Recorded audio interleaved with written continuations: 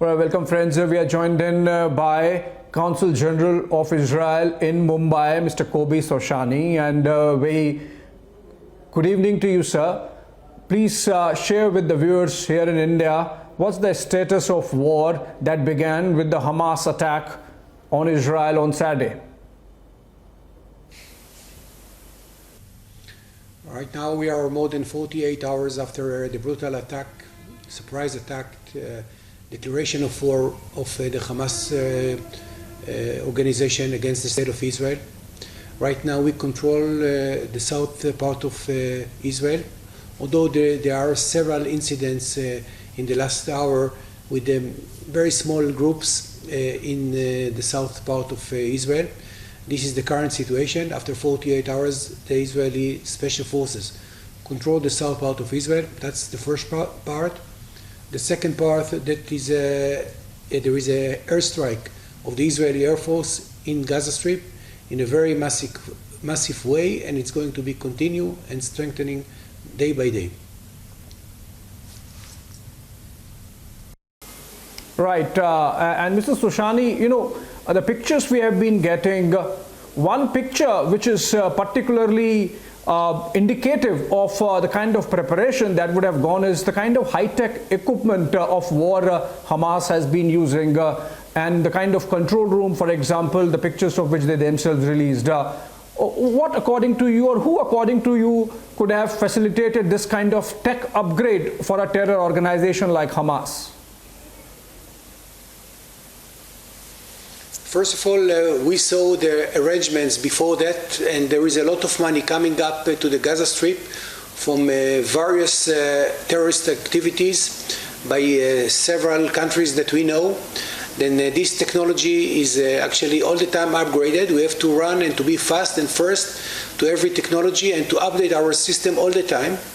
And I have to tell you in a very frank way, we were surprised a little bit, but the system still work and still give an answer in a very large numbers of missiles coming up, and it's a very good. I think the state of the art. I think the best in the world in my point of view, and it give a solution in a very high percentages. But Ambassador, who could be supplying this equipment to Hamas? Is it clear? Is it really Iran, or is it somebody else? Because there are reports that some of the war equipment might have leaked from Ukraine, and actually it's NATO equipment which the Hamas have. Abhishek, it's a very complicated situation because during the last few years there is a competition between these terror groups and Israel. Which technology is who is going to intercept, and what is the way to run away from this interception.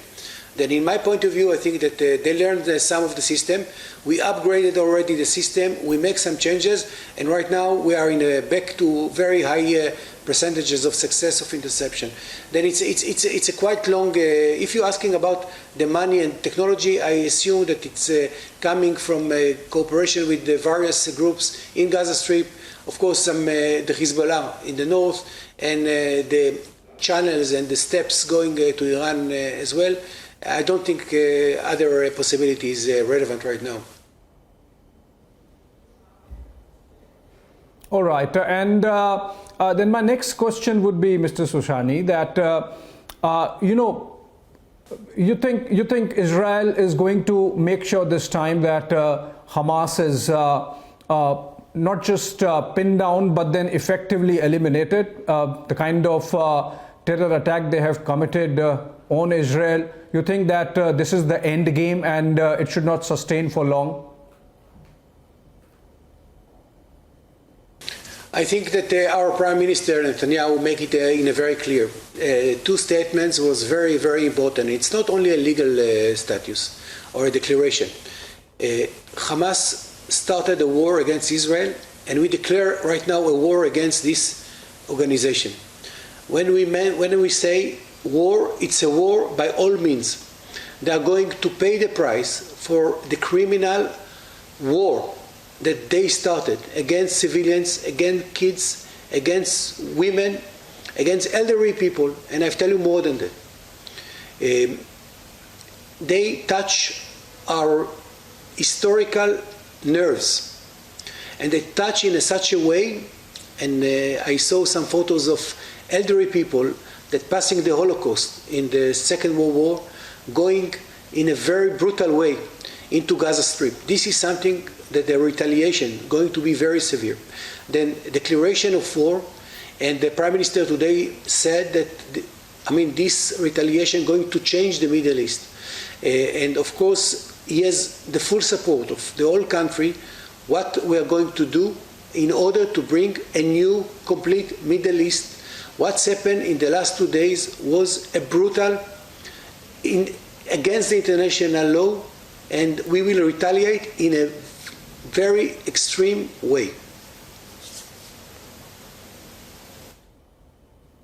Right. Obviously, this is going to change Middle East and its politics for a long time to come. But Mr. Shoshani, I have a couple of questions on India-Israel as well. How many Indians are really stuck there in the war zone, and have they been taken care of? Are you getting some reports, some connections, some calls from the families here?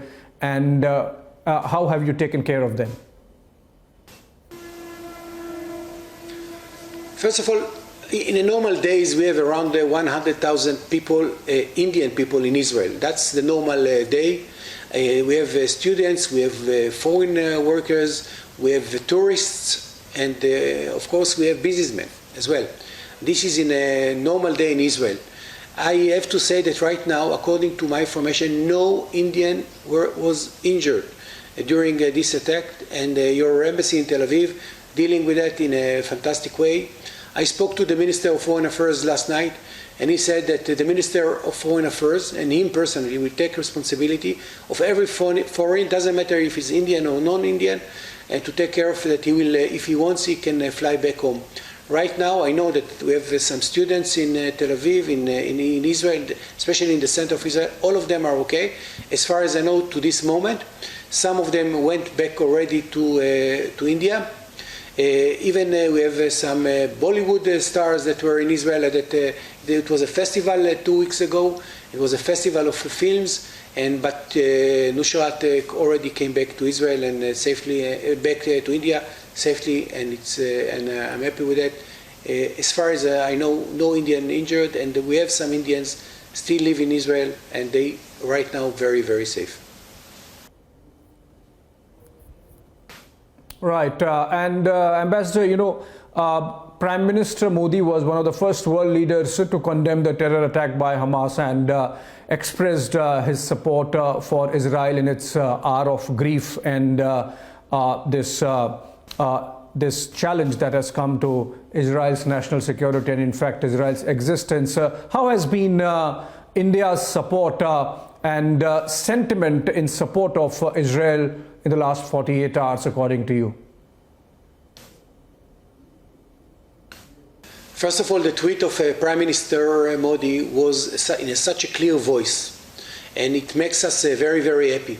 It makes me personally very, very happy, and it makes all our institution here in India very happy, and of course our Prime Minister and the whole country. Why?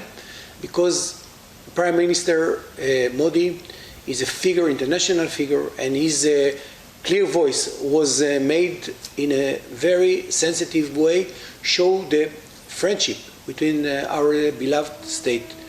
The second thing is that all the leaders of the world, I'm talking about President Biden and all the leaders of Europe, make a distinction between the good state, which India is part of it, with the moral and democratic states that give support to Israel and its right to defend herself. This is the most important thing for us, to get such a support from a leader like Modi and like others that support the state of Israel to the right to defend herself, and this is the most important. We don't need right now any military support. We don't need any financial support. What we need is a moral support, and Prime Minister Modi make it in a very fantastic way. And I really appreciate it. Right, right. Of course, Ambassador Kobbi Shoshani, India and Israel were connected at their heart during the 26/11 terror attacks in Mumbai, and you are in Mumbai. And similarly, we are now connected at our hearts when Israel has been attacked in the Negev desert by Hamas. So on that note, thank you so much for joining us, sharing your thoughts on the ongoing war in Israel. And India, of course, stands against terror and in support of Israel in this war on terror. Thank you so much for joining us.